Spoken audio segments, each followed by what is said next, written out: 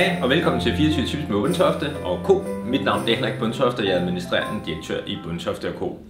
I dag skal vi snakke en lille smule om SSL, altså HTTPS-protokollen, som Google jo advokerer meget voldsomt for, at man skal få implementeret på sit website. Og det er blevet super essentielt at få installeret et certifikat. For det første, fordi Google beder os om at gøre det.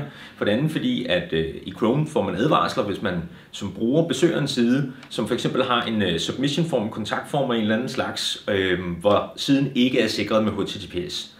Så derfor begynder der altså at være ret mange fordele ved at få implementeret HTTPS, ikke mindst fordi det også giver en lille hængelås ud i søgeresultaterne, så folk kan se, at websitet egentlig er sikkert at besøge. Når man skal skifte til HTTPS, så er der nogle forskellige ting, man skal være opmærksom på. Det første vi skal have, det er, at vi skal have købt os et certifikat, så skal vi have implementeret det på websitet. Bagefter vi har gjort det, jamen, så skal vi have oprettet 301 redirects fra HTTP-protokollen til HTTPS. Det vil sige, at vi skal lave en omskrivning af alle URLs, hvor alle HTTP-versioner bliver omskrevet til HTTPS direkte.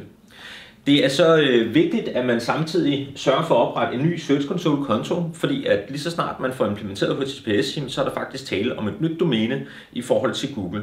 Så derfor, når du opretter HTTPS-versionering, så skal du ind og oprette en ekstra version i Search Console for at få dine data. Man vil samtidig se, at HTTP-versionen vil miste mere og mere data, som Google stille og roligt forstår, at man er migreret til en HTTPS-version. Slutligt så skal man huske at tjekke op på, om man tidligere for eksempel har redirected fra www til ikke-www-versionen, eller omvendt.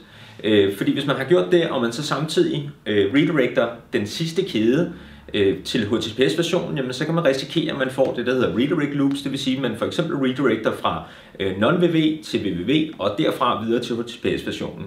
Og groft sagt, så mister man en smule linkværdi, den eksterne linkværdi, der peger ind på websitet, for hver gang, at man har et loop.